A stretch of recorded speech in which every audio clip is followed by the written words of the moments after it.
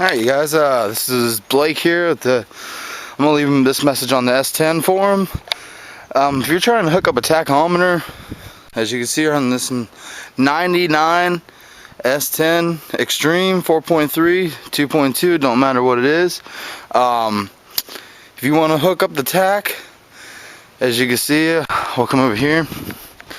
I know my wiring's a little bit goofy, but as you see, you got a green wire for your signal, your red wire for the power that goes to your battery, and then you got the white wire that gives this its actual illumination. And then you got my ground wire, which I just so happen to bolt right up here, and that's where I'm running that. You got my power wire running there. Now the mystery wire, where does the tach lead wire go? The signal wire. Well, what you're going to do is look right here on the side of your fuel. Basically, you're going to see your coil right here, this pack. Now, you see when you go through this coil and you follow it back, and what we found is this white wire. It's a white with kind of, it's a white with a stripe, white with a black stripe wire. Now in the next video you will see I'm gonna have that crimped and everything hooked up nice and tight, and I'll show you how the tachometer works.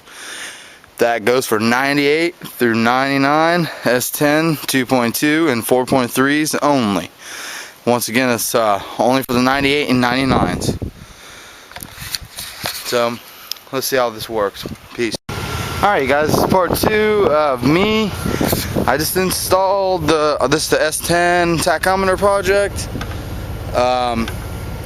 I just put back in, the gauge cluster, which did not need to come out in the 98 and 99 S10s. As you can see, everything is working properly, including the tach. You want to know why? This is why. Alright, last I showed you the connections underneath the hood. There's those butt connectors. You run the wire off the tach. This wire is coming off the green wire, and you crimp it together on the white wire, and then you run the wire from the tach, and then you just crimp that white wire. You just crimp the white wire, and then just run the wire from the tachometer, the green wire, and that's what it'll look like. I'm gonna cover it up a little bit here in a minute. Tach's working perfectly. I'm gonna organize all my wiring and everything, and I'll see you guys whenever I get all this put back together. As you can see, everything's working. It's awesome. Thank you. Intake from the passenger side. You're gonna see that block right there, and you're gonna see your coil. And on your coil, you're gonna have, obviously, which is a negative and a positive wire. The white with the black stripe is your man. I'm gonna go ahead and tape that off for heat purposes, and put my gauge cover back on, and this will include the installation on a 98, 99 S10 with a 4.3 Vortec or 2.2 liter S10 tachometer, aftermarket tachometer wire. Question has been solved today. It's underneath the hood, on the coil, right there, on that white with a black striped wire. Thank you. Peace out. Hey guys, it's me once again here, Blake. This is part 3. Everything's put back together. Just got done about 15 minutes. This installation is literally like, if you know what you're doing, it's about 10 minutes, 15 minutes to do. You can see I got my tach set around 5.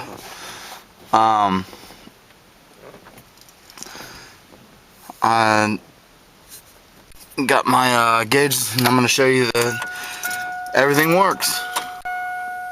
Alright, lights up, goes up to about 1.5, drops back down just like its brother.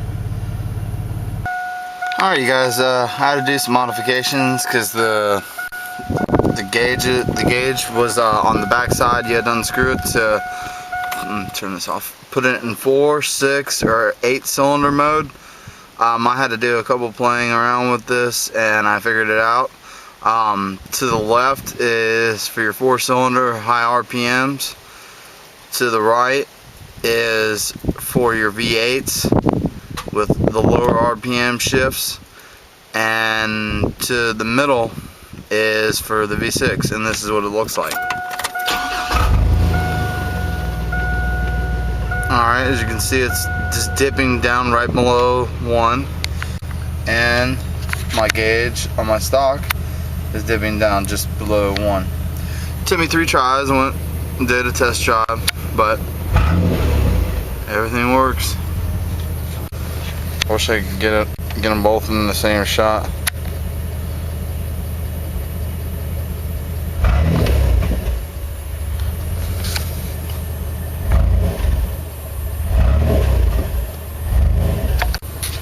But as far as that goes, the install is complete. I just put a new screw up here to hold this down. It's all up in your face, lights up, real nice. This would be the last part to my gauge, my RPM Super Pro RPM 1000.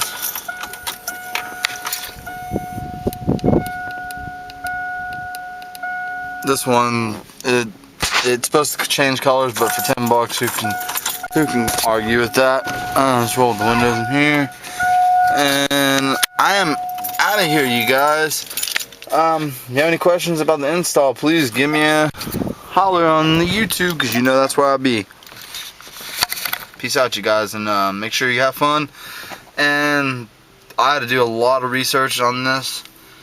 I took it to my buddy's shop, and we were able to figure it out and find it on the coil negative side. And you just if you have a distributor, it's a little bit more complicated from what they say, but hey, it worked for me, man. 98, 99, this is the only way to do it. So the pictures and everything you've seen to your 98, 99. If you have a 2000 or more, they changed it to digital. I'm running off an analog signal, so and it's a little bit more of a pain in the butt when you're running off a digital, the 2000 and plus years. But have fun and just be safe, and peace out.